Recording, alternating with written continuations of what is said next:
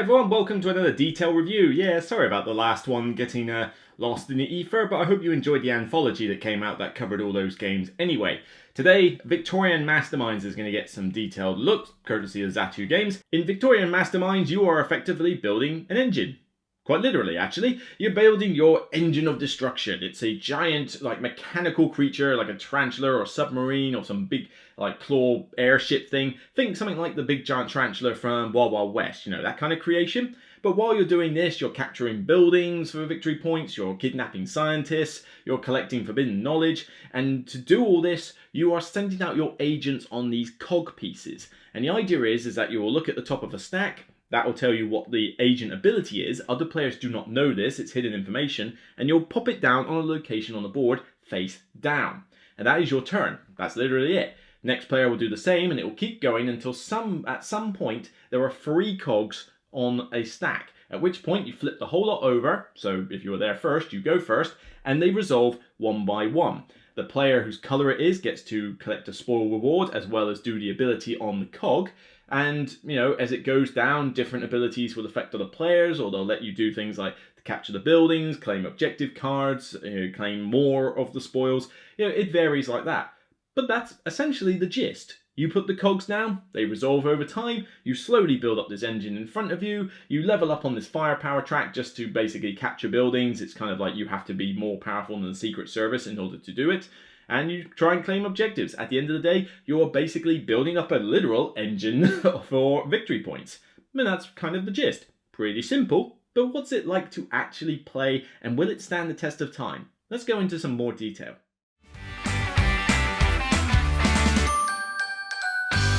For the duration, yeah, this is another one of those occasions where the game lies to you. It says 45 to 60 minutes on the box. Now, for 2 players, that's true. 3 players, maybe. 4 players, not a hope in hell. It's basically, this thing seems to assume that between 2 and 4 players, it's 5 minutes extra per player. Well, 7.5 minutes extra per player. No, it doesn't work like that. And you're thinking, well, maybe the game scales in order to make it longer and shorter. Not really. Literally, you have a track that it tells you how powerful the Secret Service is and how good your firepower is against them. Basically, to scale it with player count, you just lift the needle 1 extra notch. That's literally it. Nothing else in the game scales by player. So at the end of the day, when you're having to select, you know, like your agent discs in order to say, right, okay, I'm going to go here, I'm going to go here, we'll do this, right, resolve this. The more players you have, the longer it's going to take, and that's like longer than 7.5 minutes each. I'm telling you that now. You know, you could be easily going 90 minutes for your first game, certainly for a 4-player game in general, and that's where it gets a little bit long. This game is not a, you know, we'll get onto it in a minute, but it's not the most, brain-burning game ever. So for something like this, it kind of needs to stay at 60 minutes. And if it goes on much longer, I found in my games that it was just dragging that little bit too far. It gives me the impression that maybe this is better as a 2 and 3 player game. You know, certainly from the plays I've had, 2 players has been pretty good, 3 players has been, again, the sweet spot, broken record, and 4 players is just dragged out a bit. It's just got too long. You know, you're constantly resolving those stacks of agents, you know, in order to do your thing. So in 4 players, that's happening on a frequent basis, which means the game is stopping in order to actually resolve them. It's a hit and miss affair, but 45 to 60 is only semi-accurate. You know, 4 players, I think, just outstays its welcome far too long. 2 and 3 players is where you get that nice sort of sweet spot of about 45 to 60 minutes. Maybe for your first game of teaching, 75 minutes tops. But if it starts going on any longer than that, then it's kind of outstayed its welcome.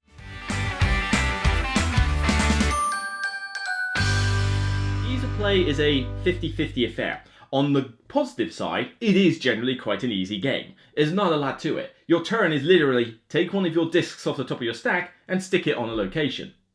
That's it. There's nothing else you need to know. Obviously, the decision making with that agent is a different story. You know, you've got the agent, you know what type it is, you're going to think, I can get 2 rewards for this, 2 spoil rewards, so maybe I'll stick it over there, get myself 2 scientists, or maybe it's better over there. But then you might have picked up the saboteur, and then suddenly it's like, hang on, well, I don't want to put it last in the line, because that's kind of pointless. I want to put it first or second in a stack, so let's put it on top of yours there. And you know, those sort of decisions aren't that taxing to do. It's usually fairly self-explanatory where you should send your agents to. But in terms of rule set, there's not a lot. The rulebook itself is fairly small, there's a fair amount of pictures to show you examples, but there's not a lot to learn. You've got 5 different agents, you've got the different, 4 different things you can pick up, points, 2 separate types of part tokens, and the, what's the other one? Oh yeah, and the scientist. And that's about it. After that, you just need to know how to resolve a stack, and once you know that, you're pretty much on the way to just doing your first game. It really is quite a simple affair. Now, the game does like to throw a few spanners in the works, literally, while you're trying to build this engine of yours, in order to hinder that. Because firstly, the rulebook it's alright, but it does miss out some key details. Firstly, there is no reference aid for you. Why not? Why is there no reference aid for the players? It's on the back of the rulebook, but nobody likes passing a rulebook around all the different players. There's no individual one. Secondly, there is no glossary or reference for the player abilities or the objective cards. None of them. The game just assumes that you're going to know them off by heart, or you're going to easily figure them out from the cards. And granted, for the most part, you can figure them out from the cards. But that's still no excuse. If you're going to design a game, you put a rulebook in that explains everything, even the kitchen sink, to someone who's literally a chimpanzee. You cannot just take liberties like that. And, in the case of player abilities, there's actually 1 or 2 of them that aren't very clear at all. The claws one, which I think has you put an agent underneath lets you put an agent from your face down stack underneath an agent on another location. Right? That in itself is not difficult. Read the wording on the actual card that tells you that ability, and my goodness, it is badly written. So much so that the first thing I googled was claws, claws player ability. First thing that came up, BGD, Fred, claws ability. This is already an FAQ for this particular ability because it's worded so poorly. Come on, guys. You've got a game that's fairly simple here. Don't start, convoluting certain elements, or don't start, cutting corners, to let people in. And like I say, those little gripes aside, generally it is a very easy game to play. In a sense, well, we'll get onto a slight down point with that a bit later on.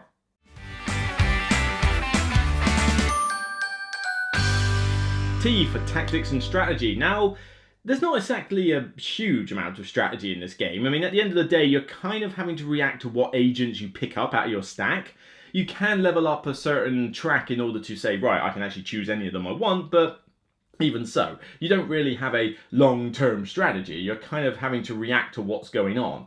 You could say at the start, well, I'm going to get all the firepower and just capture a bunch of buildings. That's all well and good, but you can't do that forever, and only one of your agents allows you to do that. So you kind of have to think of other ways to get points. Now, granted, you'll miss out 1 or 2 elements, but you're going to have to focus on other things bar just one aspect of the game.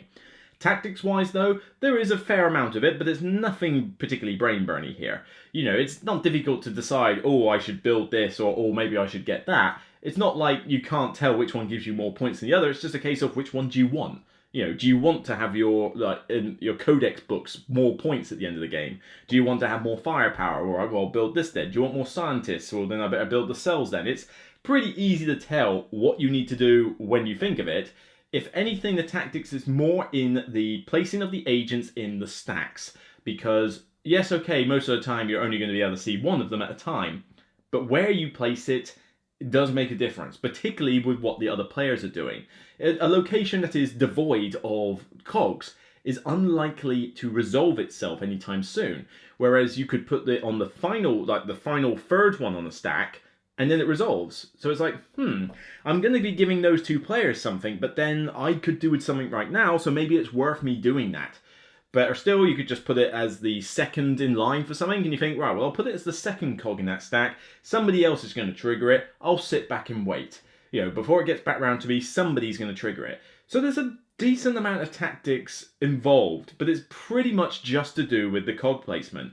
And you still have to accept that there's still a high amount of luck in the game. Objectives, when somebody claims them, may simply just get replaced with something that you either cannot do, or something that you just conveniently can do, in which case, all happy days.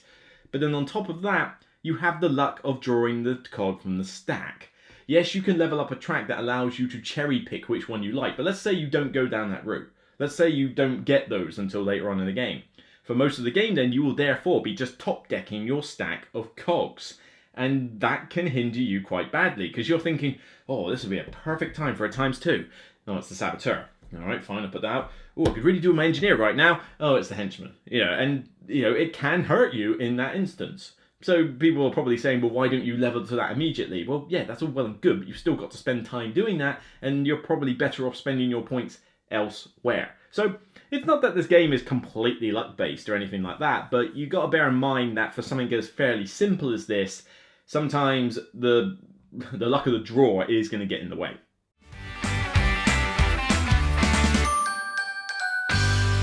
Aesthetics, 90% of the time, this is pretty solid.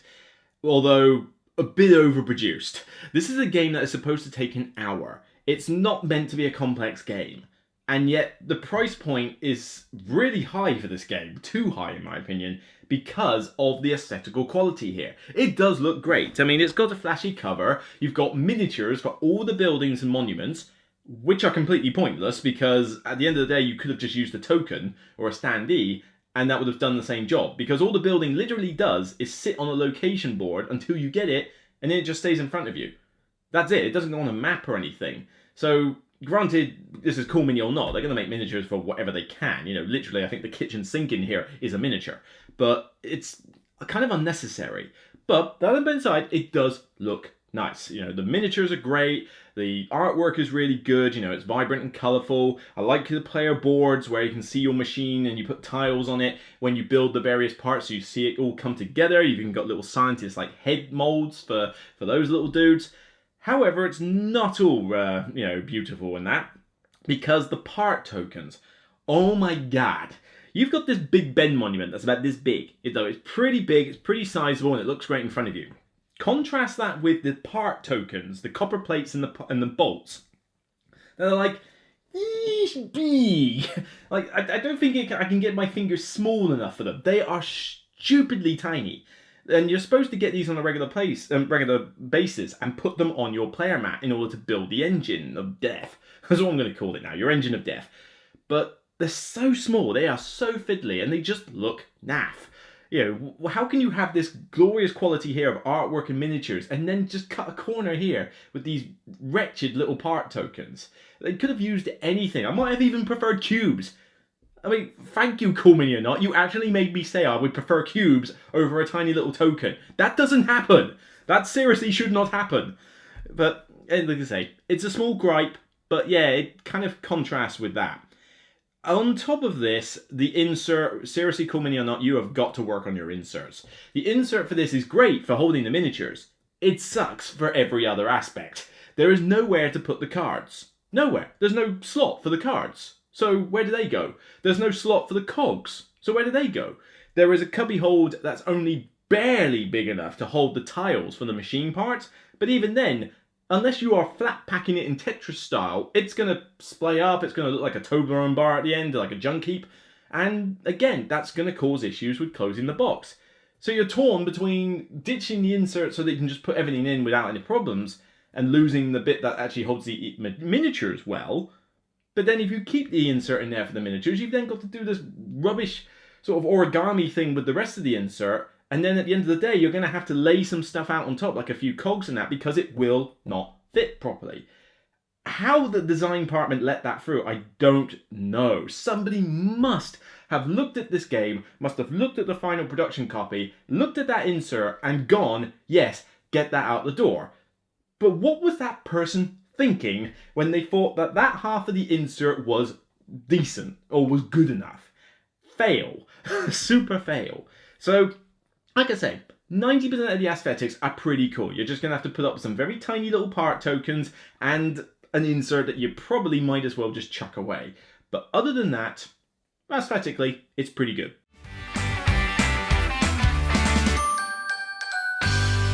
The integration of theme. Now, you're not going to get a great deal of theme with this one. It's not that the theme works against it or anything. You are building this machine of destruction, machine of death, whatever, and you are capturing buildings. But at the end of the day, capturing buildings is basically, is your firepower rating more than the Secret Service? Yes. All right, take this building, it's worth 2 points.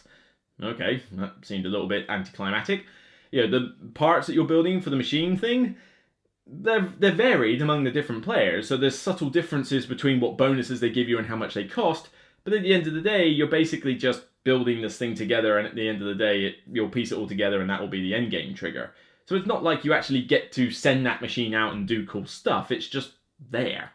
As for the agents, it's cool that they appear on these little cog pieces, but again, the agent is basically what ability does it have, so it's not that the theme is non-existent, but it certainly isn't super strong. So you're playing this mainly from a mechanical standpoint. And if the idea of that little element of bluffing with the cogs and just the tactical decisions of where should I send this particular agent, which bits of my machine should I build, and everything like that, if that's appealing to you, then the theme's not going to matter too much. But certainly the theme is not super strong. But then I wasn't expecting it to be that super strong for something that was claiming to be a 60-minute Euro. The shorter the game gets, the harder it is to integrate theme, in my opinion. So with this, it's mostly just flashy aesthetics as to how powerful the theme is. For most of you, that doesn't matter. For me, it was a little bit of a downer, but I kind of expected this to be mostly a mechanical game.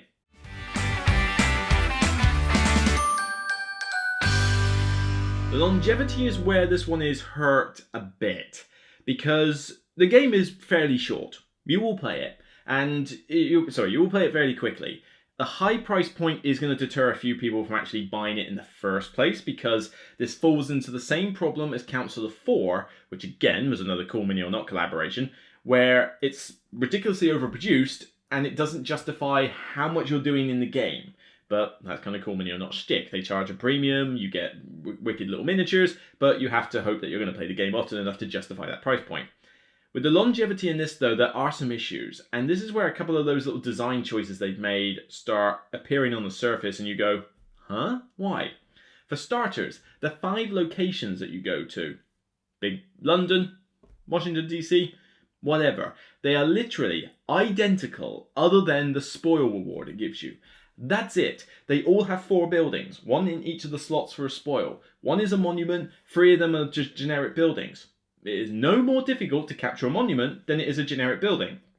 So considering some of the objective cards are based on having a specific monument, and the monument gets you extra victory points, why would you not take a monument? It's kind of self-explanatory. So you should have at least made it a little bit harder. So all the buildings are basically generic. The 5 locations, again, are pretty generic, so there's no difference between them. You've got the 5 agents, but that's it. You don't sort of get to buy more agents or different ability agents. I mean, that would have been pretty cool, that you could hire additional agents with different abilities. I would have liked that, actually. Maybe in an expansion you could do that. But on top of that, the objectives aren't overly that interesting. It's mainly, do you have this building? Right, you can get 3 points. Do you have that building? Well, you can get 2 points there. Do you have 5 of these copper plates on your machine thing? Which isn't explained in the rules, you have to guess that. Fine, we'll take 4 points. It's going to lack in some of those aspects, and you just feel like maybe they could have just varied things up a bit, maybe included a variant or 2 just to spice things up, but no, it's fairly similar every game you'll play, and even the player scaling is basically just that needle is here at 2 players, 3 players, 4 players. That's it. Nothing else changes. So with a 4-player game, the stacks are going to resolve constantly. In a 2-player game, it's going to be a little bit more, it's going to take longer before a stack resolves. Again, it plays fine with 2, 3 or 4 players, although I would say that 4 is still a bit of a drag. This is really for 2 and 3 players, in my opinion. But I feel that this one is going to be one of those games where you'll go, oh, that was nice, that was okay. And you may repeat that for a few times. I don't think it's going to stand the test of time, though, and I feel that in the long run, Victorian Masterminds is going to be forgotten. I will eat my phone if this game is talked about at the end of the year. At the end of this year, if this game is still being talked about, I will eat my phone, because I don't think it's going to stand the test of time. It's not that this is a bad game, but there's just not enough in it that I think is going to make people come back to it over and over and over again, other than the fact that it costs a fortune to buy in the first place. So longevity is not as great as I would like.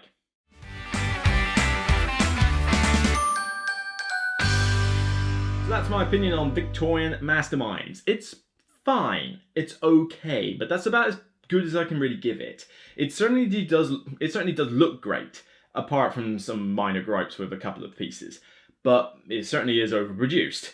But the issue is mainly just some questionable design choices in why this little token was used. Why does the rulebook leave out some key information? Why are the locations not varied? Maybe to keep it simple, I don't know. But it is hurting it in the long run. So I enjoy it fine, but I don't think this is going to be one where I'm going to say, oh, I'm going to go to a game night. You know what I'm going to take? I'm going to take Victorian Masterminds. They'll love it. I feel this is more a case of somebody will suggest on a game night, oh, I've got Victorian Masterminds. Do you fancy playing that? Okay, cool. I'll play it. Because I don't think the game is bad at all. You know, if this was a bad game, I'd be ranting about it a lot more. This is more a nice game in too glossy a package with some issues for longevity. It's kind of a weird way to phrase it. I can't think of a metaphor for it. It's just, there's too much thrown at the exterior and not enough at the interior to make this one stand the test of time, but I still think the game is enjoyable. If you play it, you will have a good time, and a lot of it comes down to those tactical choices with the agent cogs and the fact that you are building up this cool little machine in front of you and you get to pick what order you do everything in. So you can do something that is completely different to another player. And if two players are doing well, I find that the points are pretty close. First game, I was 1 point victor, and I did something completely different to another player. That player was going and grabbing all the books and objective cards, and I was basically capturing as many buildings as I could on the table, as well as focusing on scientists. Both worked fine, both had a good engine. I won by 1 single point. So there's certainly going to be some tight games, but you are also going to find that there's 1 or 2 players who are like, I have no idea what I'm doing, and they're going to fall behind, and they're going to stay that way. So, like I say, swings and roundabouts. So, Victorian Masterminds. You know, it's a decent game, but probably not the best thing that's going to come out in 2019. That's it for me. I'll see you on the next Broken Meeple detail review. And for now, doesn't matter whether Big Ben has fallen under my control. It's still only a game, so I'll return it soon. Take care, and I'll see you next time.